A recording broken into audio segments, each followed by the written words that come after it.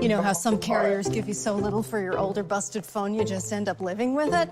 I don't think so. Verizon lets you trade in your broken phone for a shiny new one. You break it, we upgrade it. You dunk it, doggy bone it. Slam it, wham it, strawberry jam it. We upgrade it. Get a 5G phone on us with select plans. Every customer, current, new, or business. Because everyone deserves better.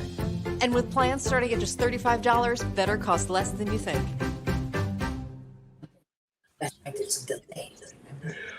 Today is Wednesday, November 24th, 2021. Coming up on the special edition of Roland Martin Unfiltered on the Black Star Network, the three white racists who lynched Ahmaud Arbery, all found guilty today in Georgia. We will hear from one of the family's attorneys, Lee Merritt. We'll also talk with Transformative Justice Coalition. They've been there day one standing with this family, plus our expert legal panel. Folks, it is time to bring the funk on Roland Martin Unfiltered on the Black Star Network. Let's go. He's got it. Whatever the biz, he's on it. Whatever it is, he's got the scoop, the fact, the find. And when it breaks, he's right on time and it's rolling. Best believe he's knowing. Putting it down from sports to news to politics. With entertainment just for kicks, he's rolling.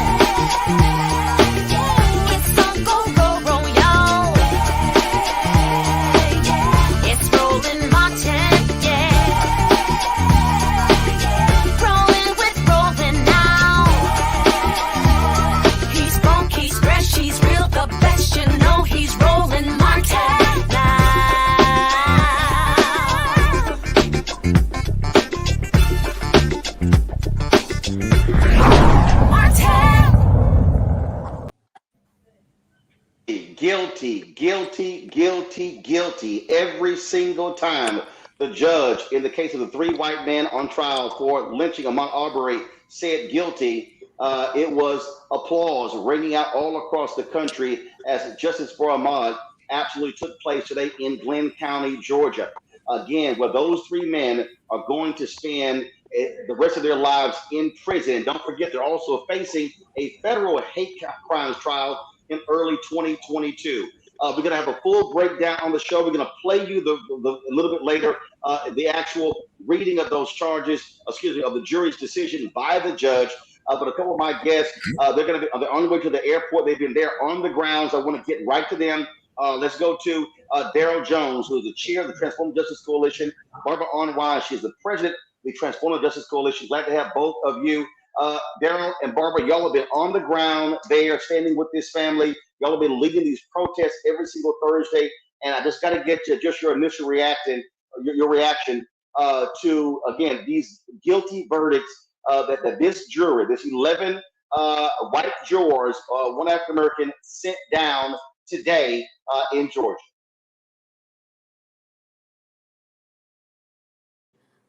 Especially for the Ahmaud Arbery family. Just think about what those parents have gone through, what those uncles, aunts, cousins, all the relatives have gone through for over a year, almost 2 years of suffering. So I am so delighted that there's finally peace, as they actually said, that now they feel that Ahmaud can actually rest in peace. But I also want to really thank, Reverend Jesse Jackson, thank, Reverend Bishop Barber, and thank, all those activists, right, Daryl, who just came from all over. But it is a symbol, this case is, that if you really fight hard, which is what this family did, they never stopped, Roland. They never stopped fighting, even when they were told lies by the prosecutor.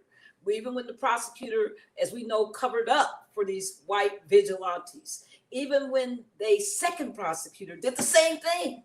They never stopped fighting. And I just want people to know that this victory would not have happened but for the family being so insistent, persistent, and never giving up. And that's Darren, go ahead. I'm sorry. Yeah, and she's absolutely right, Roland. One of the big things we know that has come from this case is that this was a family that was not even going to attend the trial. They didn't think there was any reason for them to attend the trial because they were going to do what they wanted to have done anyway. So, for them to be there, for them to show up was a major coup. And it was a benefit to the country because what happened was that the family, the Arbery family, showed the country what it means to get involved in a case. It's because of them that Jackie Johnson, the prosecutor that started this case, was voted out of office. It's because of them that she's standing for trial now. And I tell you, Roland, and I tell everyone this, this was just the first step in justice for Ahmaud. We still have that federal hate crimes trial to go, and we have the prosecution of Jackie Johnson to go before total justice is received in this case. And the Transformative Justice Coalition will be there for every trial, including the sentencing of the McMichaels and Bryan. The point that you made there, I think, is critically important, and that is it took a whole lot to get to this point. Had the system just ran by itself, there would have never been a trial. There would never been an indictment. And so it was the protest. It was the call to action. Remember, Breonna Taylor came first. Then it was this case here that bubbled to the national. And then the release of that videotape by the attorney of one of the men convicted. They thought that release was going to exonerate him, but it was the release of that video that actually caused the Georgia Brewer investigation to get involved. And so that's really what we're also seeing. Well, I think what we're seeing is an awakening of the Brunswick community, especially the Black community. I mean, there is a difference. When we first came here, the first march we did on October the 17th, we had some people from Brunswick, but it was mainly, the people, the activists, the 100 activists that we brought in to, really drum up support for the family.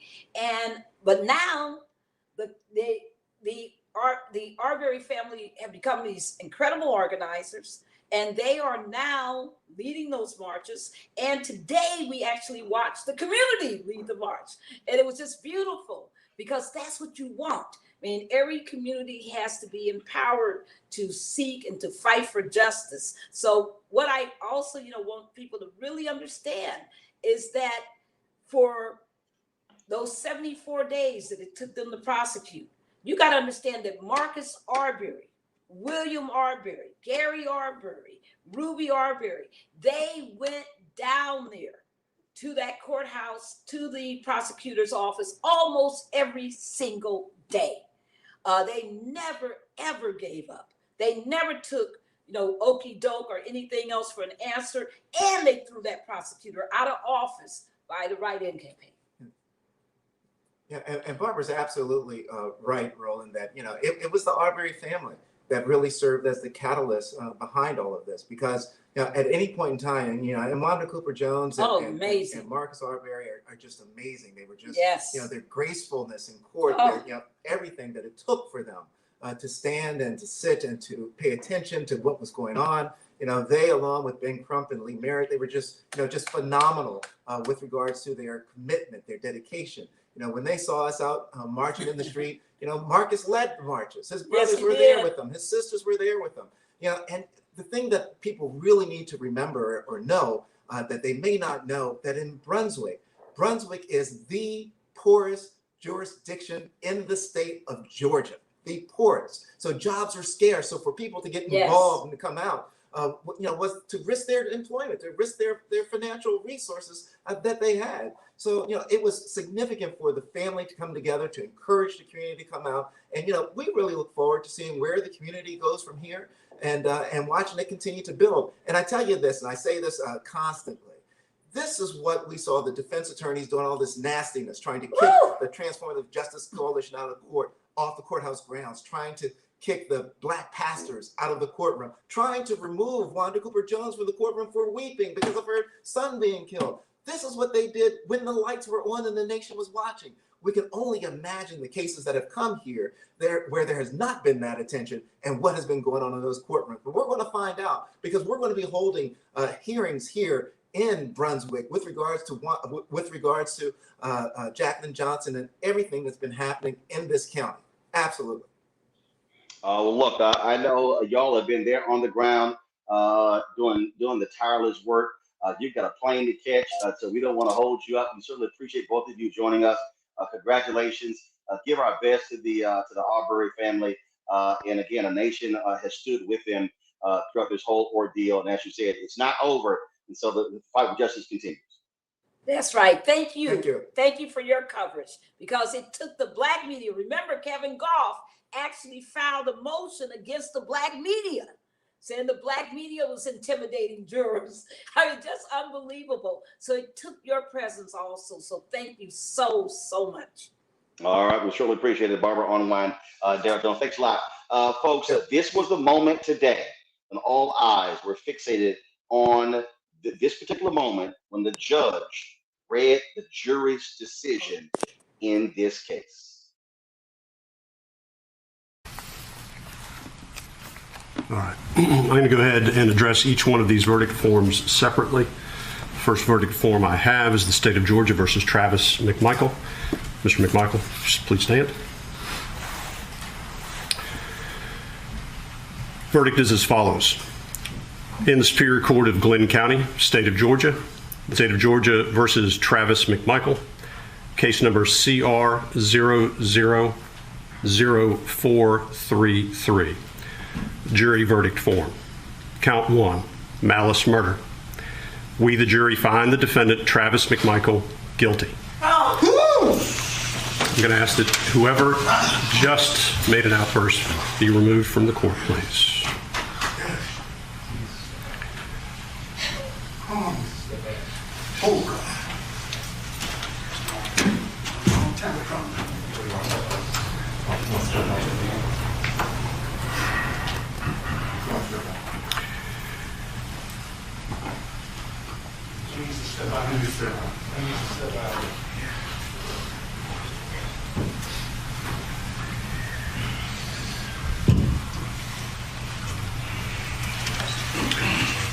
As this court has indicated, I ask that there be no outbursts in the court, and I expect as much from the gallery. Please respect the court's desire for this as we move forward. If you feel like you need to make a comment or otherwise demonstrate with respect to the verdict, I do ask that you step out of the courtroom now. Count 2, felony murder. We, the jury, find the defendant, Travis McMichael, guilty. Count 3, felony murder. We, the jury, find the defendant Travis McMichael guilty. Count 4, felony murder. We, the jury, find the defendant Travis McMichael guilty. Count 5, felony murder. We, the jury, find the defendant Travis McMichael guilty. Count 6, aggravated assault. We, the jury, find the defendant Travis McMichael guilty. Count 7, aggravated assault. We, the jury, find the defendant Travis McMichael guilty. Count 8, false imprisonment. We, the jury, find the defendant Travis McMichael guilty. Count 9, criminal attempt to commit a felony. We, the jury, find the defendant Travis McMichael guilty. Dated this 24th day of November, 2021, signed by the foreperson. Have a seat. As to Gregory McMichael. In the Superior Court of Glenn County, the state of Georgia versus Greg McMichael, case number CR20000433. Jury verdict form. Count 1, malice murder. We, the jury, find the defendant Greg McMichael not guilty. Count 2, felony murder. We, the jury, find the defendant Greg McMichael guilty. Count 3, felony murder. We, the jury, find the defendant Greg McMichael guilty. Count 4, felony murder. We, the jury, find the defendant Greg McMichael guilty. Count 5, felony murder. We, the jury, find the defendant Greg McMichael guilty. Count 6, aggravated assault. We, the jury, find the defendant Greg McMichael guilty. Count 7, aggravated assault. We, the jury, find the defendant Greg McMichael guilty. Count 8, false imprisonment. We, the jury, find the defendant Greg McMichael guilty. Count 9, criminal attempt to commit a felony.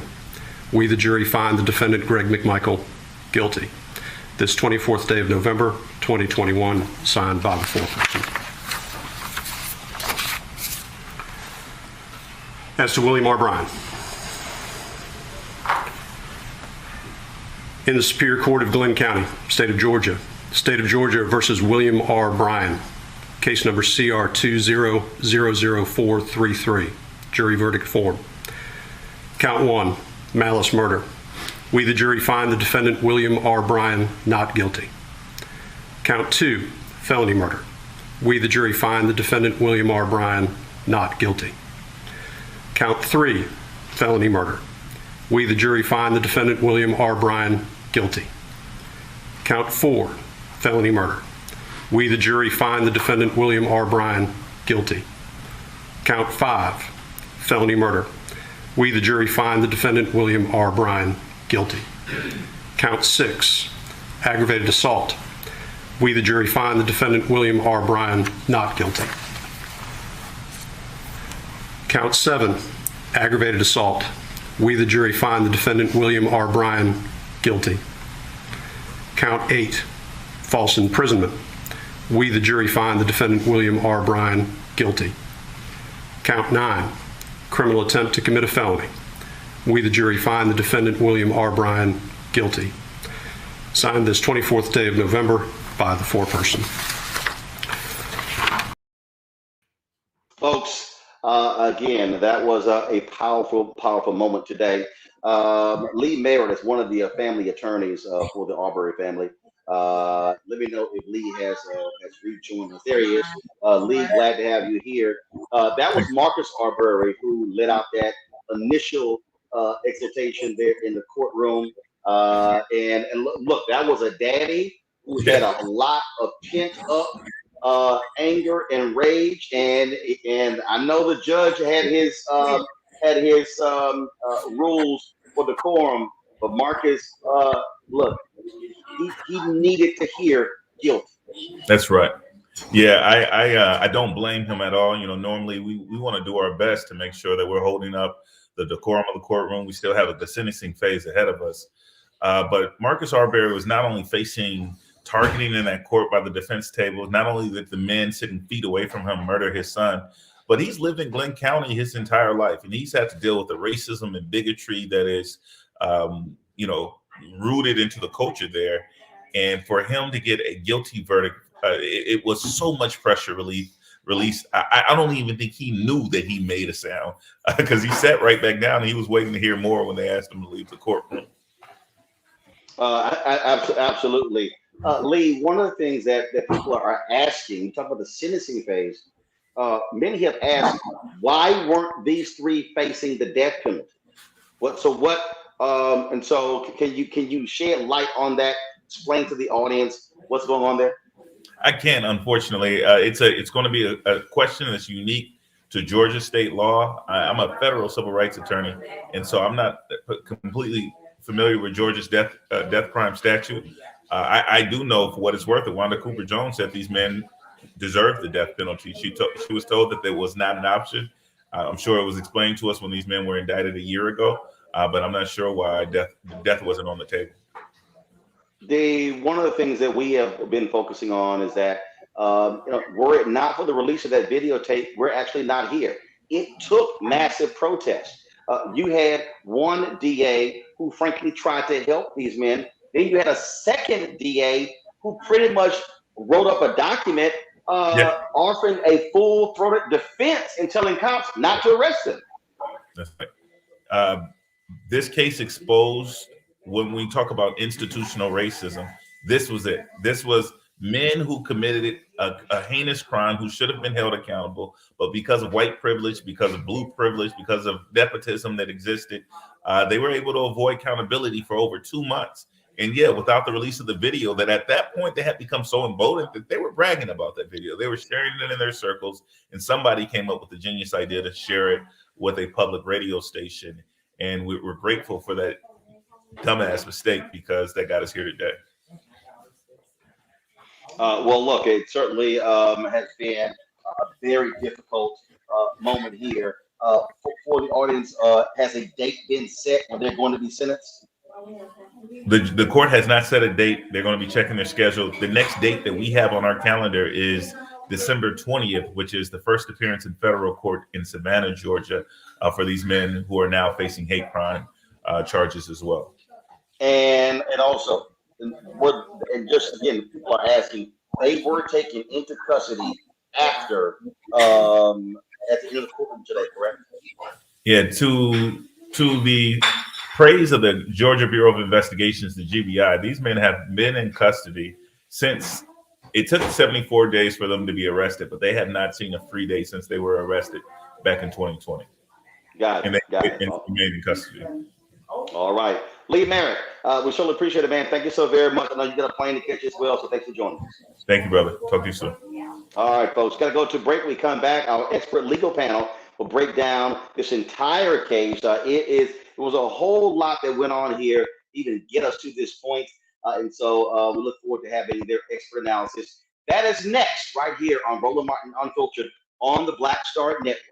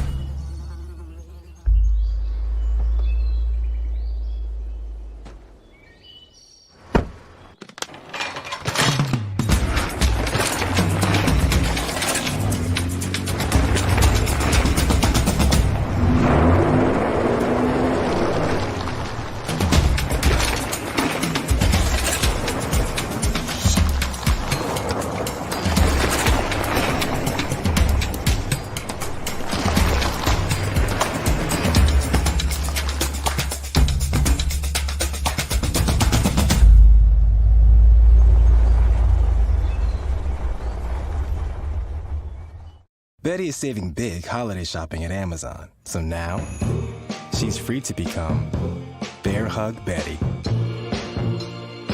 Settle in, kids. You'll be there a while. Ooh, where you going?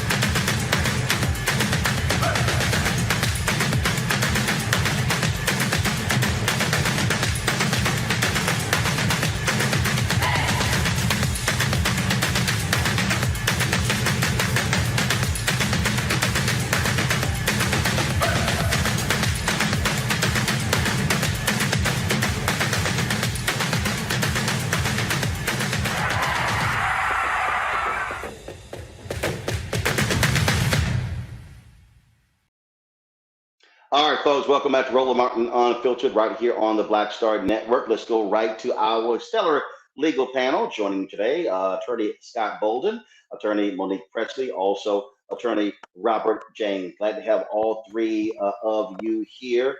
I know y'all have been itching to weigh in here.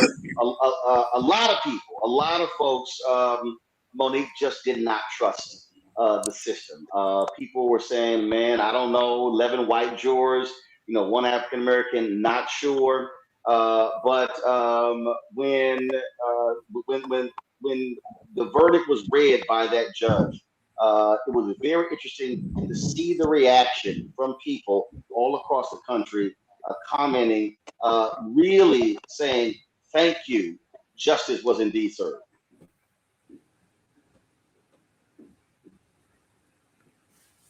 You're muted. Mute. Monique, you're muted. Yeah, you get at her like get on. Thank mute. you, Scott and Roland. I prefer All that time and you're muted. All right, go ahead. I prefer to call it accountability, because justice is things like this not happening. Justice is Ahmaud being home with his mother and his father and his family for Thanksgiving.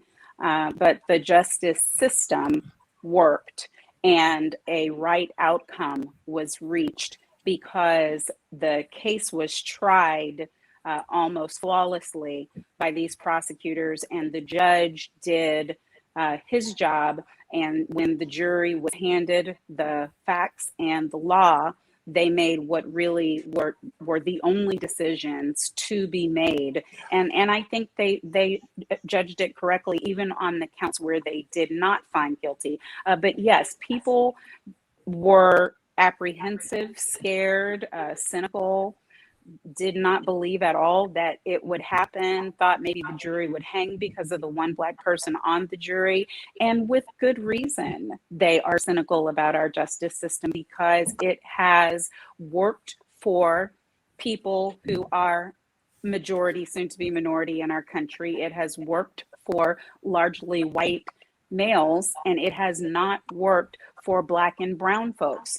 Not the way that it's supposed to. So many times people think that laws should be changed, that the jury system needs to be abolished. No, it all just needs to work the same way for everybody. I'm not saying that those things shouldn't be looked at, but I'm saying one of the reasons that we have so much trouble is because we see over 10,000 Black and brown men and women being wrongly convicted every year. And we are also seeing some insane numbers of people who are of the majority, the power majority in this country, who are getting off after committing heinous crimes or not even being charged appropriately. And you've seen some of that lately in the recent probation sentences and home detentions for felonies, for rape and for assault. So I don't blame the public for not being sure what was going to happen today, but I am as persuaded as ever that when prosecutors do their job and when judges do their jobs and the evidence goes to a jury, that the jury can be led to where it's supposed to go.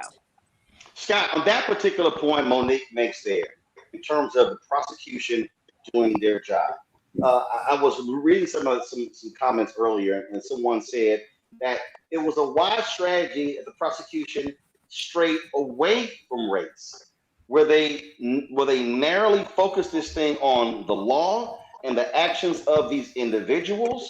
And so what do you make of the job the prosecution did of staying on point and rebutting every single moment that came from these defense attorneys, even when they threw out racism in this trial? Well, I think the prosecutors did a good job of keeping it plain, keeping it simple, if you will. Just like Monique said, it was a very practical prosecution, if you will. And they stayed on their theme. They didn't let race get involved, but they didn't react to every race-baiting decision or comment by the defense. They let that hang because they couldn't get into the whole race question, in my opinion. You got to remember, you're in Brunswick, Georgia.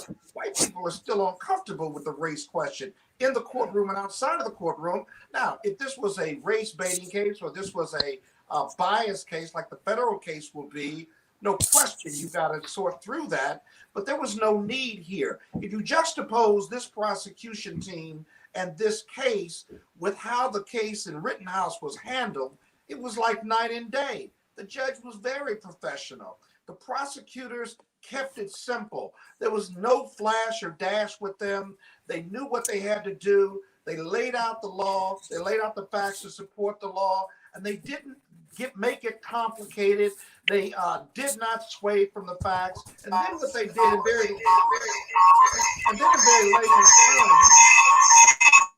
in very layman's terms, they made it plain to the jury so the jury could follow. I knew they were going to come back with a verdict today. At least I thought they were, because nobody wanted to come back after Thanksgiving, one. But two, they only had one question. They wanted to see the video again. So they had to do some convincing of maybe one or two people in the jury room. But this was a very practical prosecution and the right thing to do. And then really quickly, lastly, I'm disappointed that we all have a sigh of relief. Monique is right. This should have been a no-brainer. And think about it, how God is so good. This was 74 days. Without that video, we still wouldn't be here. That's amazing. Well, what does that say? What does that say, Robert, that it takes the protest, it takes the video, it takes all of that to get to this point? And the reality that, people, they're like, look, they don't trust this legal system. It has not always worked out well for Black people, even when there have been overwhelming evidence. Well, what it shows is that, the jury system is made up of people, right? And people bring all their imperfections, all their racism, all their idiosyncratic views, and all of that stuff into the box. And so our system is imperfect. It may be the best in the world, but it's yet imperfect. And it has a very imperfect history when it comes to Black folks in this country. It has not worked for us, and people were right to be anxious and to be concerned about whether or not it was in fact going to work for the Arbery family and the rest of Black America in this case. This was, look, remember we started off, Monique, dealing with how race was at the forefront, not just in terms of what took place in him being chased down and lynched, but the jury selection, where the judge even agreed that racism was at play in the striking of Black jurors. And so that it was always present, it was always there. But I would love to get your assessment as well of the job of the prosecution in this case. Yeah, that lead prosecutor, is it Rudinsky? She's a badass. You know what? That's literally the exact same wording my dad used. Yeah. He said that. No. He said that Linda. He said Linda. Yeah. He said she a badass. She is 100%. And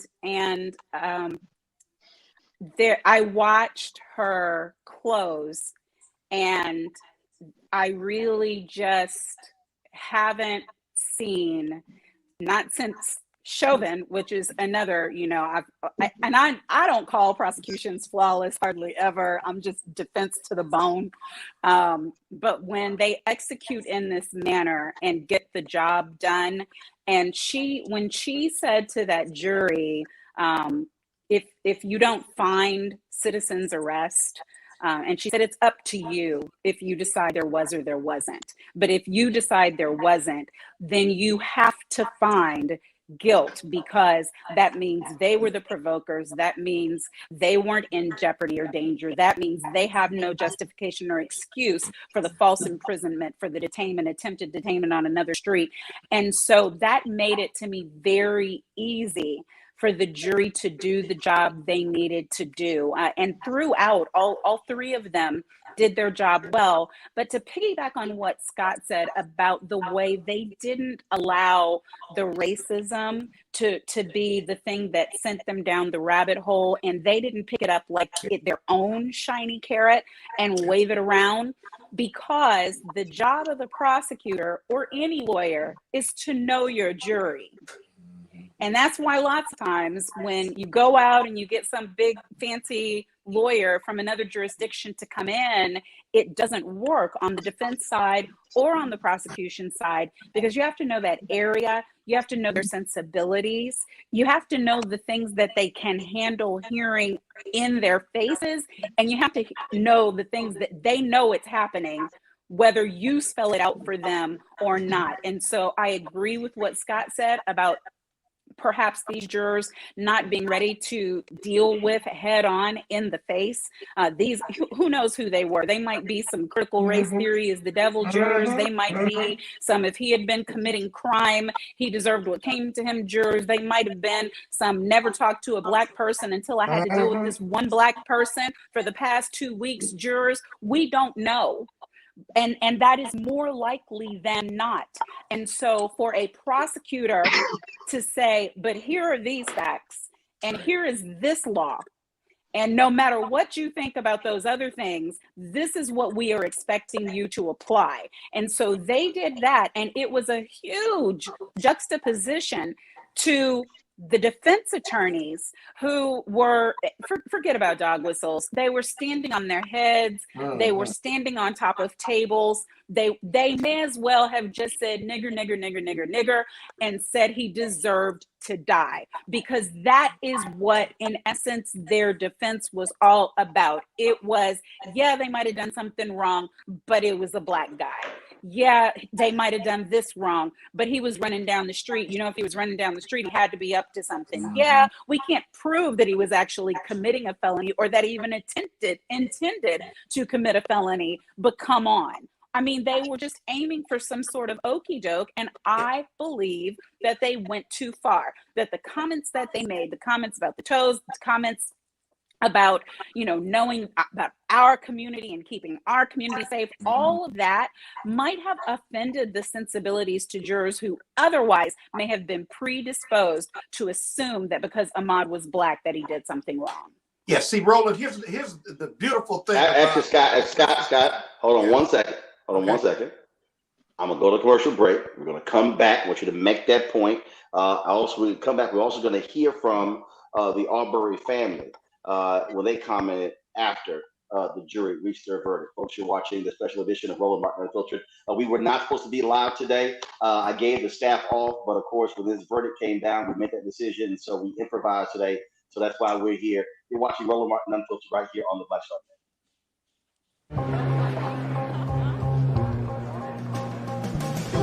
Are the stars out tonight?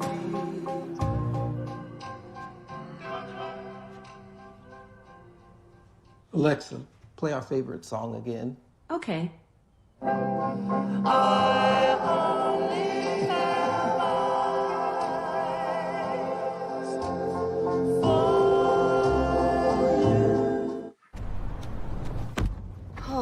That spin class was brutal. Well, you can try using the Buick's massaging seat. Ooh, yeah, that's nice. Can I use Apple CarPlay to put some music on? Sure. It's wireless. Pick something we all like. Okay, hold on. What's your Buick's Wi-Fi password? Buick Envision 2021. Oh, you should pick something stronger. That's really predictable. That's a really tight spot. Don't worry. I used to hate parallel parking. Me too. Hey. Really outdid yourself. Yes, we did. The all-new Buick Envision, an SUV built around you, all of you. Once upon a time, there lived a princess with really long hair who was waiting for a prince to come save her. But really, who has time for that? Let's go. Feeling myself. I'm feeling She ordered herself a ladder with Prime one-day delivery, and she was out of there. I want some hood girls looking back at it and a good girl in my tax bracket. Now, her hairdressing empire is killing it. And the prince, well, who cares? Prime changes everything.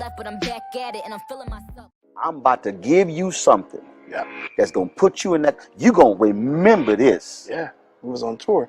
So Bryan wanted to be the headliner. Now, you're headlining on the New Edition. So we're like, okay, you want to be a headliner? No problem. Since you think you that big a band, okay? Yeah, yeah.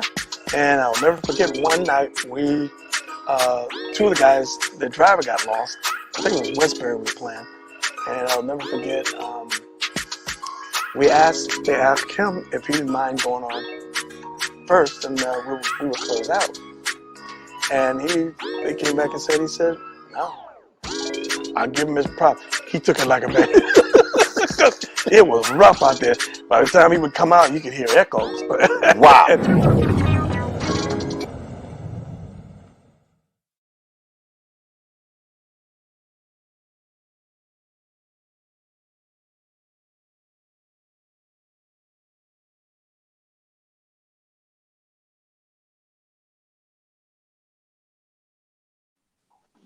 All right, folks, welcome back to Roland Martin Unfiltered here on the Black Star Network. We're talking about the jury's verdict in the case of the 3 white racists on trial for the lynching of Ahmaud Arbery. They were found guilty today. This is the Arbery family. This is what they had to say after court today. I want to give all glory to God. Yes. Because that's who made all this possible. Yes, it is. Number 2, I want to thank his mama. Yes. And I want to thank my sisters and brothers. Right. I want to thank my children for being strong through this rough time. Yes. Because I know it was hard what they had to deal with. Yes. Yes. And number 2, I want to thank all y'all people, all the support y'all gave us. Because one of us ain't did this. There you go. Ain't no one side did this. That's right. God put us all together to make this happen. So there ain't no one side. That's what I tell you. God don't work one sided. Yes. God work 2 sides. All right, I'm going to put you here, I'm going to put you there. Amen. So y'all pull together and work this thing. Amen. So hey, that's what it's all about. Amen. Because if one side wouldn't work, it wouldn't have happened. That's right. You had people working when you wasn't working. That's right. Come on. When you weren't working, you had people out here working, marching, going in these offices. Right. Yeah. We conquered that lynch mob. Yes. We got that lynch mob. This history today. I just want to say thank you guys. Yeah. Thank you. Thank each and every one of you who fought this fight with us. It's been a long fight. It's been a hard fight. But God is good. Yes, He is. Early in, to tell you the truth, I never saw this day back in 2020. Mm-hmm. I never thought this day would come. But God is good. Yes, He is. And I just want to tell everybody, thank you for those who marched, those who prayed, most of all the ones who prayed. Yes, Lord. Yes. Thank you, guys. Yes, Lord. Thank you. And now Quez, which you know him as Ahmaud, I know him as Quez. Yes. He will now rest in peace. Amen. Thank you. That was a mother and father of Ahmaud Arbery. Scott, can you answer the question that people are asking? Why these 3 were not facing the death penalty, or is it still an option? That's what folks want to know. Yeah, I can. I know the answer. I think you just got done talking. I think it's my turn, even though I was going to compliment you. But you don't know the answer. But I digress.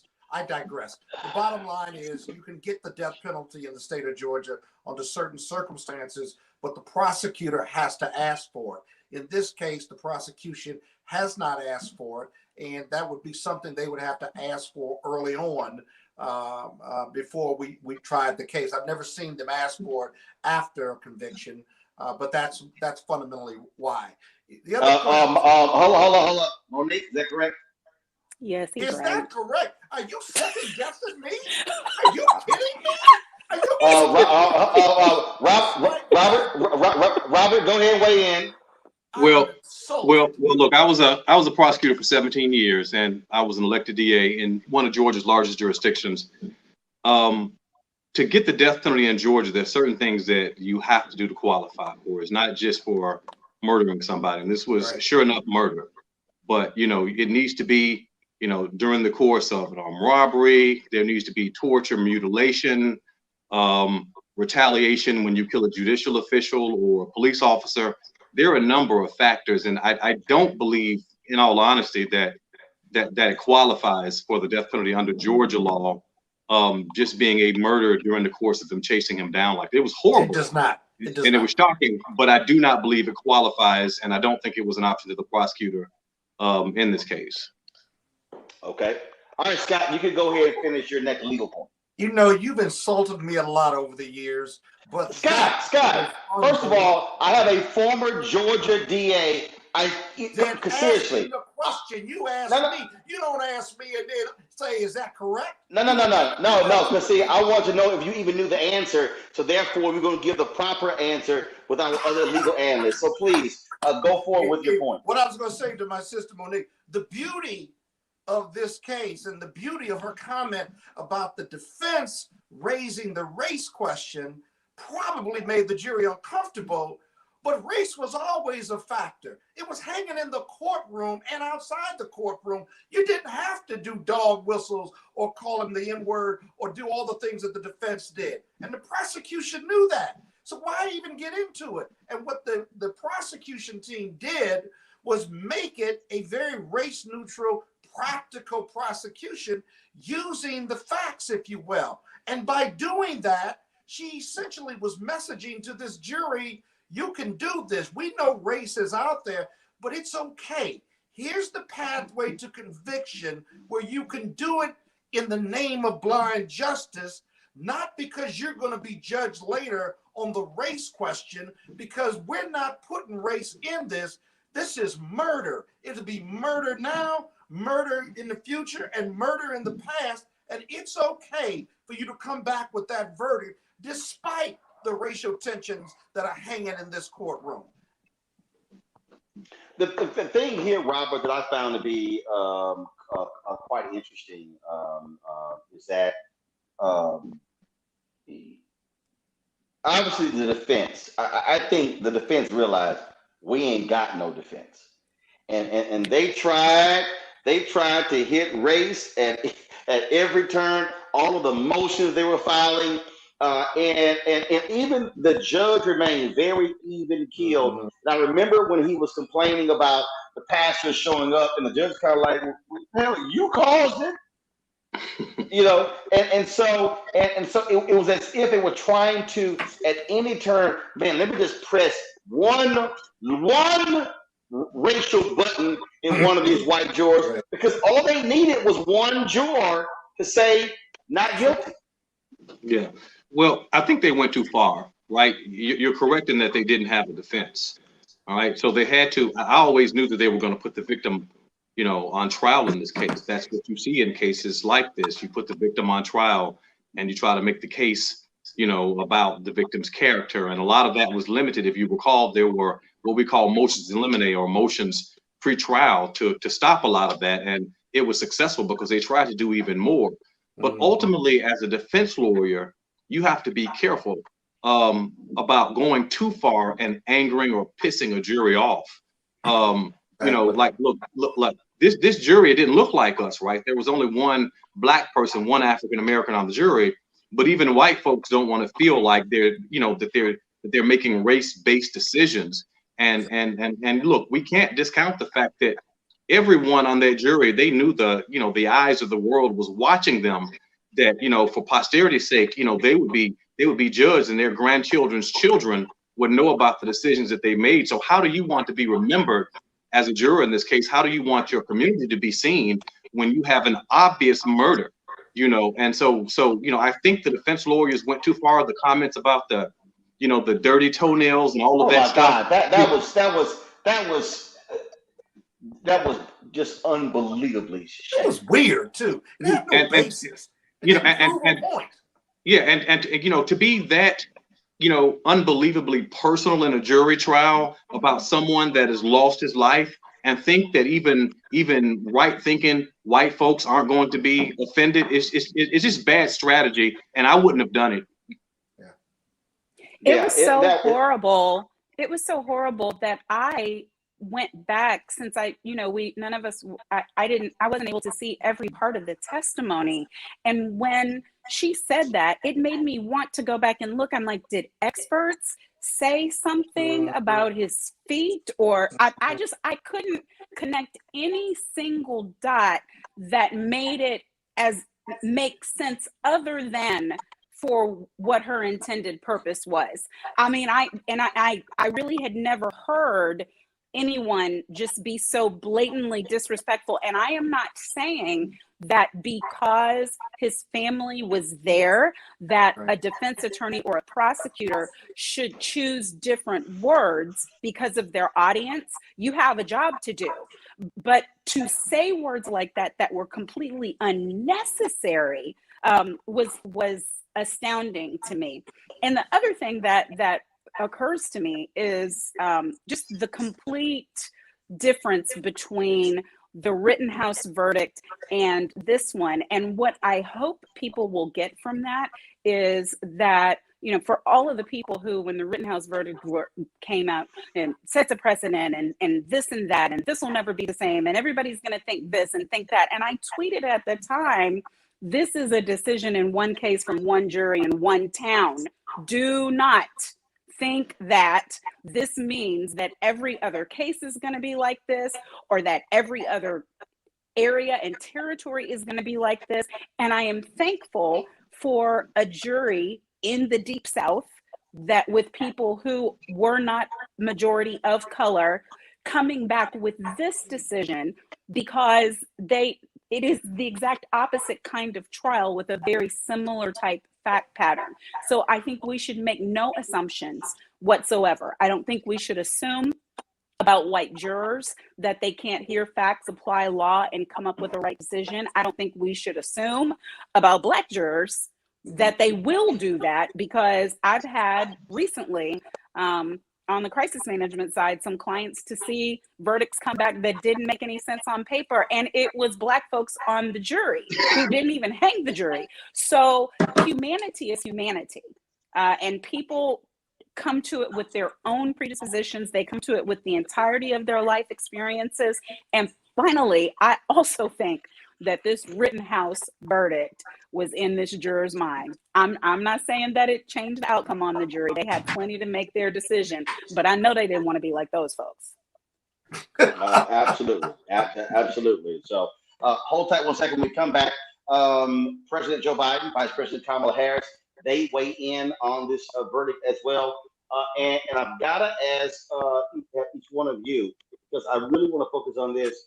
Again, those two white DAs who tried their best not to see this move forward, what should happen? One has already been charged. What about the other one? I want to get your thoughts on that when we come back right here, as we provide post-analysis of the verdict in the case of the three white racists found guilty today for the murder, the lynching of Ahmaud Arbery.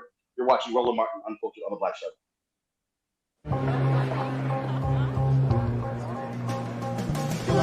Are the stars out tonight?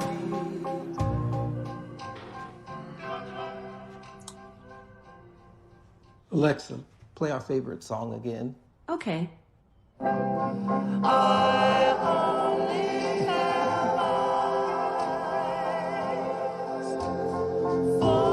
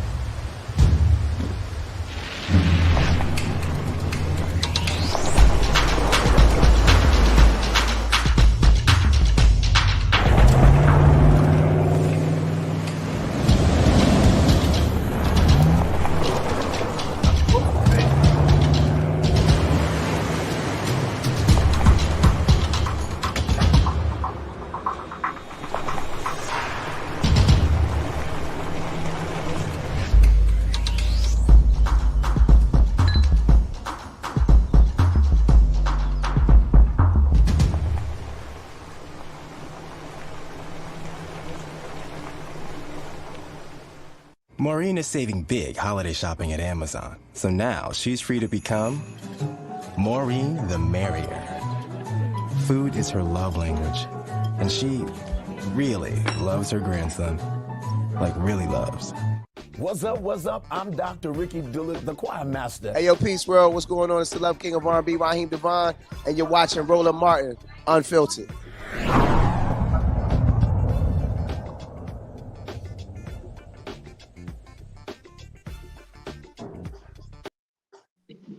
Ben Crump is one of the attorneys for the Ahmaud Arbery family. This is what he had to say today outside of the Glenn County Courthouse after the verdict.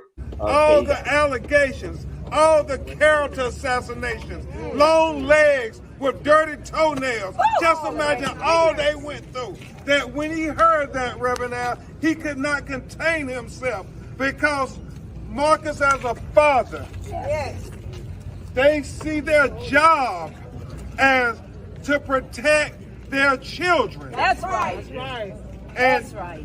You can experience the pain of a mother and a father who witnessed what they witnessed, not being there to protect their child. Yes. Right. Every parent in America can take solace in knowing that we have an example of how to deal with tragedy and grief when they look at the example of Marcus Arbery and Wanda Cooper, and we should applaud them. That's right. They should be applauded.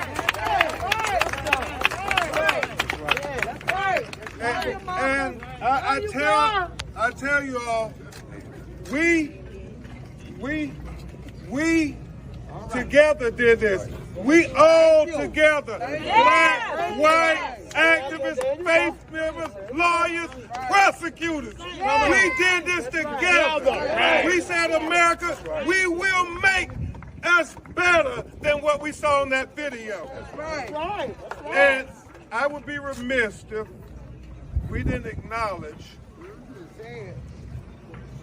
even though we are clapping and we are cheering and we applaud, Wanda and Marcus still are devastated because they're missing Ahmaud. That's right. That's right. Devastated. That's right. So even though this is not a celebration, it is a reflection to acknowledge that the spirit of Ahmaud defeated the lynch mob. The spirit of Ahmaud defeated the lynch mob. The spirit of Ahmaud defeated the lynch mob. The statement that President Joe Biden released today. Ahmaud Arbery's killing, witnessed by the world on video, is a devastating reminder of how far we have to go in the fight for racial justice in this country. Mr. Arbery should be here today, celebrating the holidays with his mother, Wanda Cooper Jones, and his father, Marcus Arbery. Nothing can bring Mr. Arbery back to his family and to his community, but the verdict ensures that those who committed this horrible crime will be punished. While the guilty verdicts reflect our justice system doing its job, that alone is not enough. Instead, we must recommit ourselves to building a future of unity and shared strength, where no one fears violence because of the color of their skin. My administration will continue to do the hard work to ensure that equal justice under law is not just a phrase emblazoned in stone above the Supreme Court, but a reality for all Americans. Vice President Kamala Harris, today the jury rendered its verdicts and the 3 defendants were found guilty of murdering Ahmaud Arbery. Still, we feel the weight of grief. Ahmaud Arbery should be alive, and nothing can take away the pain that his mother, Wanda Cooper Jones, his father, Marcus Arbery, and the entire Arbery family and community feel today. I share in that pain. These verdicts send an important message, but the fact remains that we still have work to do. The defense counsel chose to set a tone that cast the attendance of ministers at the trial as intimidation and dehumanized a young black man with racist tropes. The jury arrived at his verdict despite these tactics. Ahmaud Arbery was a son, he was a brother, he was a friend, his life had meaning. We will not forget him, we honor him best by continuing to fight for justice. That there was Vice President Kamala Harris. Robert, I want to go to you here because there were actions of 2 white prosecutors before this thing became a national story. And it was their actions that actually allowed these individuals to walk free for the longest. they thought they were going to get away with this. Well, I actually know the prosecutors that are involved. I know Jackie. I was an elected DA during the time that she was elected, and we were a member of the same association. There aren't many of us in Georgia, and so I was shocked because I never felt anything like that. But I've been living in this world almost 50 years, and I understand that that doesn't mean anything. With that being said, once I saw all the evidence through the media, that was presented, it clearly appears that this was swept under the rug, and not just swept under the rug, but we met as DAs, as elected DAs, probably about a decade ago, and we were told by the Attorney General's office in that meeting that when you conflict out of cases, you're not to send any smoke signals, any phone calls, any emails, or any messages trying to dictate or determine how the case is going to be handled. And we were all clear on that as elected DAs. This was years before Mr. Arbery was murdered. And so, her her conflicting out of the case, her directing the police department not to arrest these individuals was wrong and horrible, number one. But then number two, her trying to dictate how the case was handled was also inappropriate based on how all of us as elected DAs in this state have been proceeding and operating for almost a decade now. Monique. Yes. Your thoughts on the action of these DAs? Again, the system works best when the people who are given a position of public trust honor the public trust that they've been given. I want to correct for the name of the lead prosecutor. It's Linda Dunikoski. I thought it was Rodensky, but it's Dunikoski. And that is an example of someone doing the job the way that it is supposed to be done. I don't know that anything would have mattered though without that video. And that to me, if I could pivot just for a second, and I actually have this question for our former prosecutor in Georgia. To me, that was one of two times that Roddie Bryan's lawyers failed him. The other time that I don't understand at all is why he was even in this trial with those McMichael defendants. Do you have any idea about that? When you say why he was in the trial, well, yeah, why wouldn't he insist on being tried separately? Do y'all do things differently there? I never would have wanted him with those people. Well, he could insist, but it wasn't going to happen. He was part of the act, and so in Georgia, we have different terminology, but basically it's accomplice liability as party to the crime, is what we call it in Georgia. And, if someone aids or encourages or counsels anyone to commit a crime, helps in any way, even the slightest way, they are as guilty as the principal or as the individual that pulled the trigger.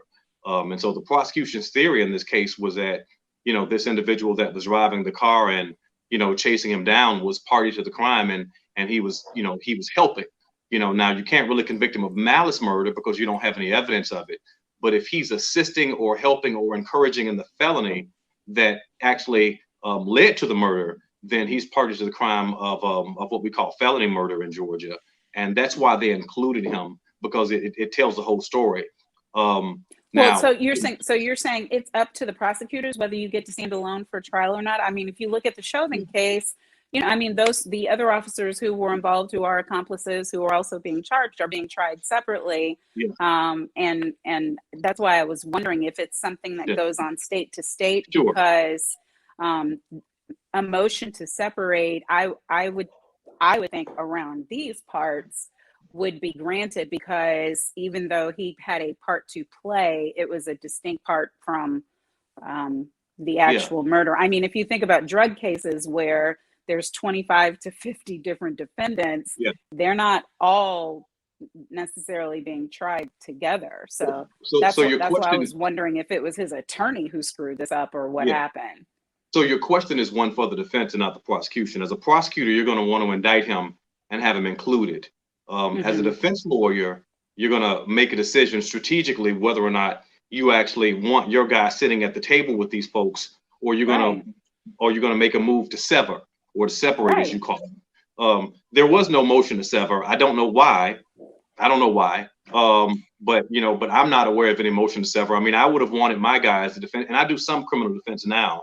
I would have wanted my guy, particularly if he's the least culpable of the three, i.e. the guy that just drove the car and shot the video, I'd want him as far away from these other two as possible. Why his lawyers didn't do that, I don't know. Why his lawyers didn't do that, why he didn't have a plea and sing like a canary and be a witness to this trial instead of a defendant in this trial. It's a whole lot of questions I had. I'll be honest with you. I think it probably was along the lines of, hey, they thought with McMichael being a former worker in the DA's office, sort of a former law enforcement, hey, that's going to work out for us. Guess what? They roll the dice, crapped out. Now he's going to be spending a long time in prison. And this is the piece. This is the last question for both of you. Robert, I want to start with you. They still got to deal with the federal hate crime. Yeah, that's a problem, because all of those ugly words, right, that we heard about at the beginning of this prosecution, all those things, that we're talking N-word, the Confederate flag bumper sticker, all of that stuff, that's going to be in the federal trial. All of that is going to be in the federal trial. It's going to be the center of the federal trial. And you're not going to look, this is a relatively small area of Georgia, from Brunswick over to Savannah. You're talking about an hour and a half drive. It's the same region. And so, these folks that they pull from the federal jury over in Savannah in the federal courthouse will already know that these fellas have been convicted of murder. All right. And so, so it's going to be, a slippery, a tall hill, a tall mountain to climb for his defense lawyers to get him acquitted, when all of that stuff comes out that we've all been hearing on the media about what they've said and what they've done. Monique, final comment. Right. Absolutely. But I mean, I am glad that it's happening, but I don't think it's going to matter from what I read. It's the judge doesn't have to give parole with the sentences on the murder. And even if he gives parole, it's a minimum of 30 years before they're eligible for parole. And all of the felony murders will run concurrently, but then there's still the assault and the imprisonment, and those are like 0 to 10, 0 to 20.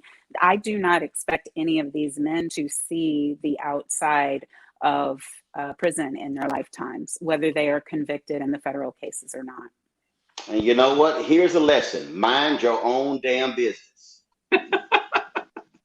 Yep. That's one of them for sure. Mind your damn business. Stop making assumptions. And you know what? This is the last part here for y'all. So today I was flying to Houston, and a couple of things happened.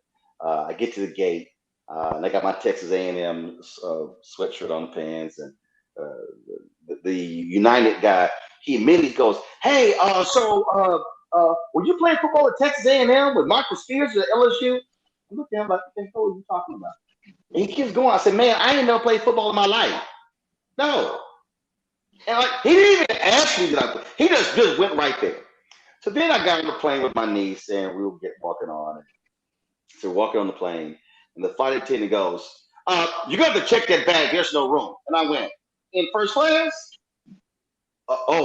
Yeah, no, there's room in first class. I said, "Well, I'm in first class." And so I posted that on my social media.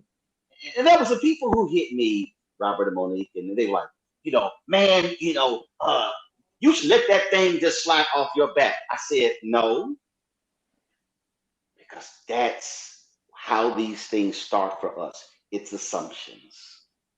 When they see us, I said, they see, oh, he had to play. He could not have gone to Texas A&M unless he played football. Oh, they can't be sitting in first class. Now, they can't be driving that nice car. They can't live in that house. Oh, they can't do this. What happened here? He had to have been stealing something. Oh, he was creeping around. Oh, he ran away. It is the assumptions that lead to Black people dying.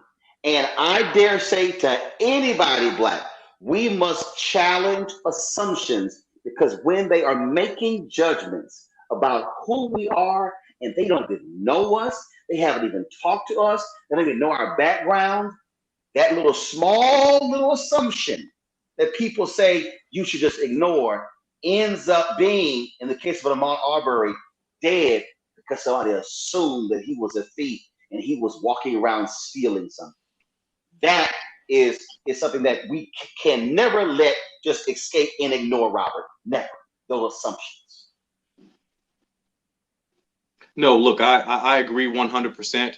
You know, we as a Black man in this country, you know, I've had to deal with it, you know, at every level of my existence, from a young child all the way up to being in law enforcement, you know, driving through areas with a gun and a badge and being the chief law enforcement officer, and people assuming until they recognized my face that I did not belong where I was.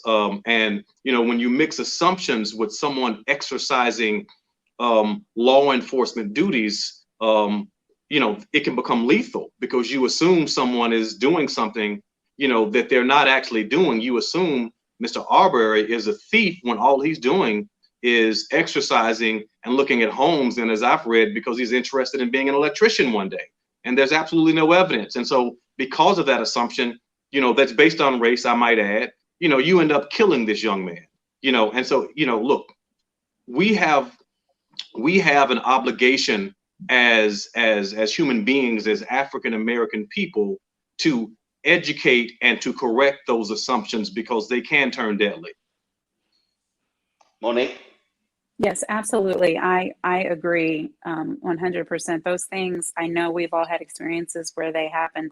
The airplane scenario has happened to me. I try to respond as graciously as possible, because I know many times it's not coming from an intent to insult or to be rude, but that's why they ask for, you know, racial sensitivity type trainings for anyone who's dealing with the public, because you should not make any assumptions based on a person's look, based on a person's color, based on a person's dress, based on a person's sex or gender, not based on any of those things. And frankly, when we don't do it, you know, Roland, you might have converted a Karen, because that same woman who's making assumptions about you in first class might go home and turn into the person who was in the park and who called the police on a brother for no reason at all. So we don't know what type of conduct we may be able to correct by stepping in and doing our small part, not to agitate or to make a fight, but just to subtly push against that narrative or that assumption. So yes, I think that is one way that we all can do our small part to push humanity forward. Well, sometimes I ain't subtle with it. Just depending upon what mood I'm in. Because subtlety is not your strong suit. Well, you know, I can be subtle, but typically I'm not. But the thing is, and people thought I was joking. I'm like, no. I said the reality is Ahmaud Arbery is dead because there were a tragic line of assumptions. They assumed that he was stealing. When they testified, yeah, no, we didn't see anything. They assumed that he had a gun. Never showed a gun. They assumed, and this entire deal. Then they came out and said, oh, we had a rash of burglaries, smash and grabs in the area. The prosecutor said there were 4 in all of 2019. So where's the rash?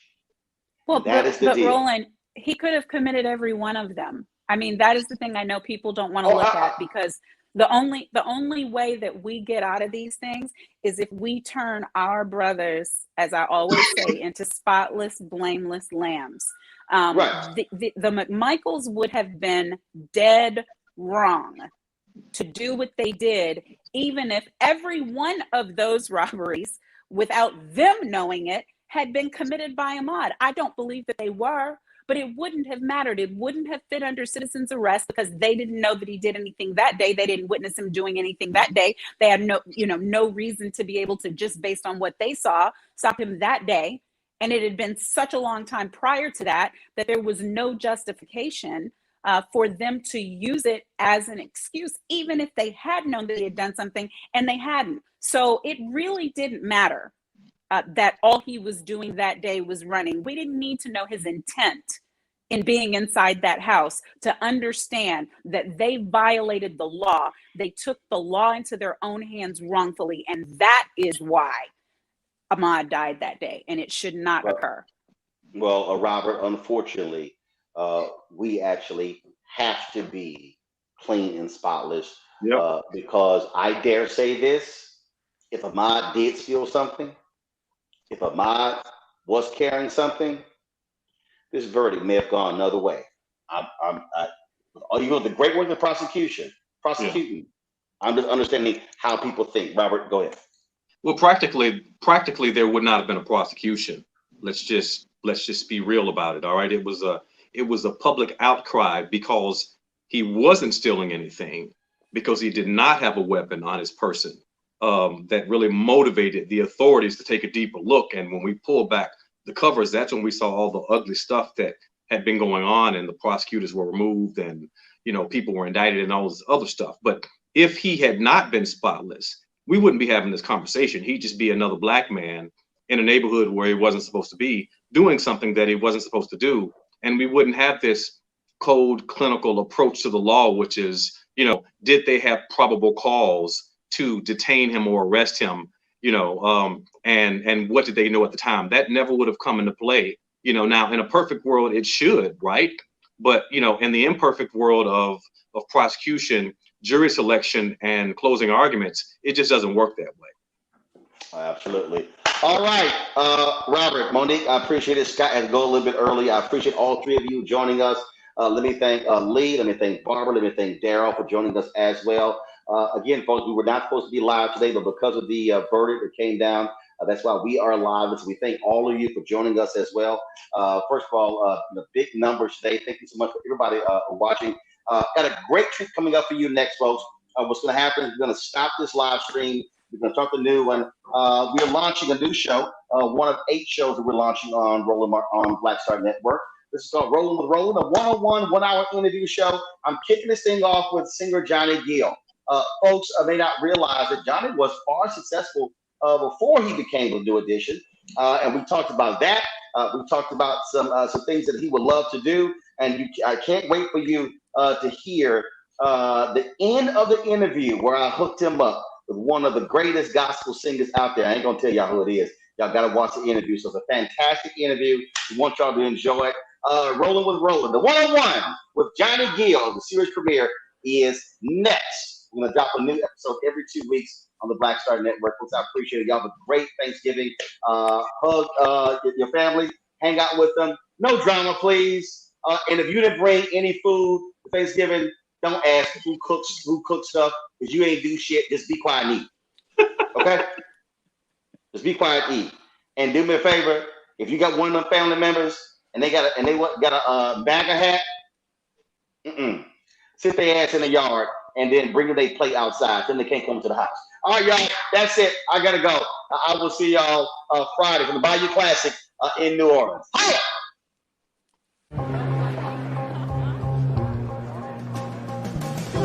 Are the stars out tonight?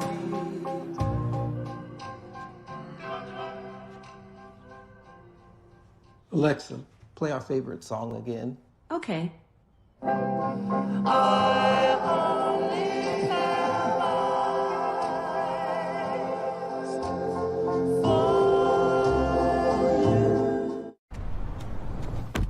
Oh, that spin class was brutal. Well, you can try using the Buick's massaging seat. Ooh, yeah, that's nice.